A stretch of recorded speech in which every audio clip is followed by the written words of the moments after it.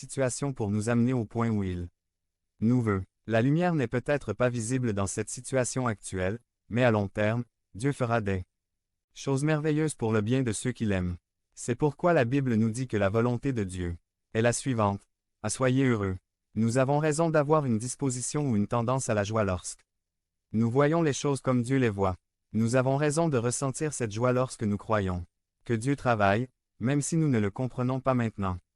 Le contentement est le fruit de la confiance. Priez sans cesse.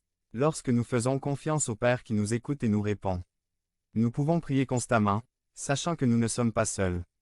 Dans chaque situation, qu'il s'agisse d'une bénédiction ou d'une difficulté, nous pouvons parler de la même manière avec le Père en qui nous avons confiance. C'est rendre grâce en tout. Si Dieu permet chaque situation pour ses desseins glorieux dans nos vies, alors même les situations que nous n'aimons pas beaucoup en ce moment ont une raison d'être. Nous pouvons remercier Dieu de prendre soin de nous et de diriger toutes choses pour notre bien. Le contentement est le fruit de la confiance. Nous pouvons voir cette réalité en considérant la vie de Joseph. Dans le livre de la Genèse, José n'a pas eu une vie facile. Il était détesté par ses frères au point de le trahir et de le vendre comme esclave pour se débarrasser de lui, et cela s'est bien passé car il voulait le tuer.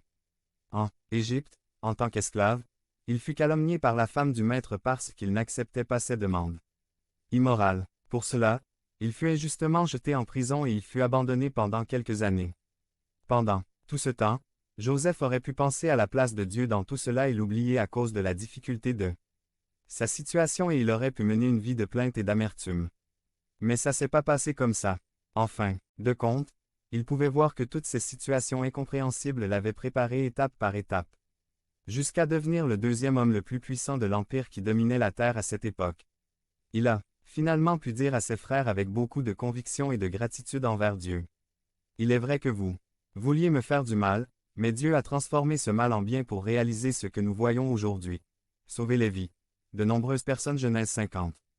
20. Joseph a pu vivre une vie de contentement, parce qu'il a appris à faire confiance à Dieu dans toutes les situations et, bon sang, ces situations étaient difficiles. Le contentement est le fruit de la confiance en Dieu. Comment cette vérité sera-t-elle appliquée à votre vie? La vie est ma vie. Si nous croyons que Dieu fait sa volonté à travers le Christ dans nos vies, alors faisons confiance à Dieu dans chaque situation. Devenez membre de la chaîne AIDEZNOUSA. Propagez la parole de Dieu à travers le monde.